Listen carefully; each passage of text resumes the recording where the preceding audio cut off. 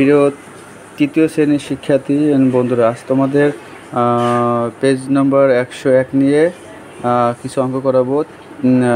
4টা অঙ্ক করাবো। তো আমি প্রথম অঙ্কটা কী আছে দেখা যাচ্ছে, একটি বাঁশের 7 অংশ লাল ও 3 অংশ সবুজ রং করেছি, মোট কত অংশ রং করা হয়েছে? তো অবশ্যই এটাও যোগ করতে হবে।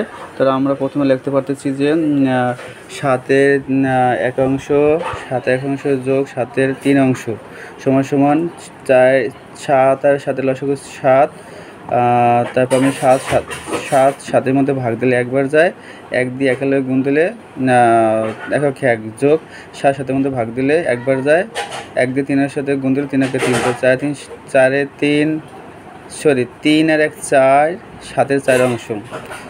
অঙ্কটা এখানে শেষ। 2 নম্বর চলে যাচ্ছি। 2 নম্বর অঙ্কটা আছে রিয়া একটি দোকান থেকে পাশে একাংশ পাশে 1 মিটার পাশে 1 মিটার এবং লিয়া পাশে 3 মিটার রঙিন ফিতা ক্রয় করলো। তারা একত্রে মোট কত মিটার ফিতা ক্রয় করলো? তাহলে আমরা অঙ্কটা চলে যাচ্ছি। অঙ্কটা প্রথম হবে পাশে 1 যোগ পাশে 3 মিটার সমান দিচ্ছি আমি, যে অঙ্কটা করাচ্ছি।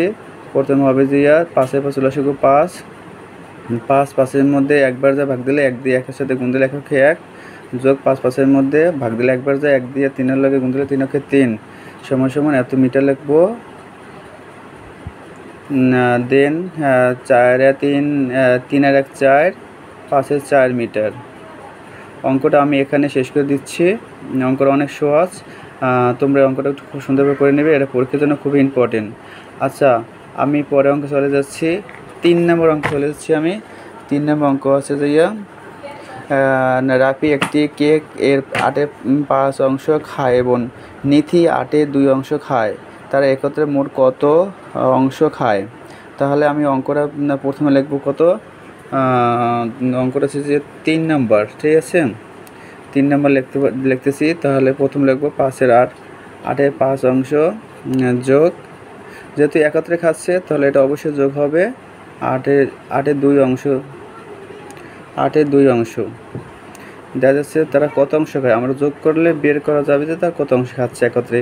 তো 8-8-এর লসাগু 8, 8-8-এর মধ্যে একবার যায়, ভাগ দিলে 1 দিয়ে 5-এর লগে গুণ দিলে 5-একে 5 যোগ 8-8-এর মধ্যে একবার যায়, ভাগ দিলে 1 দিয়ে 2-এর সাথে গুণ দিলে 2-একে 2 এত অংশ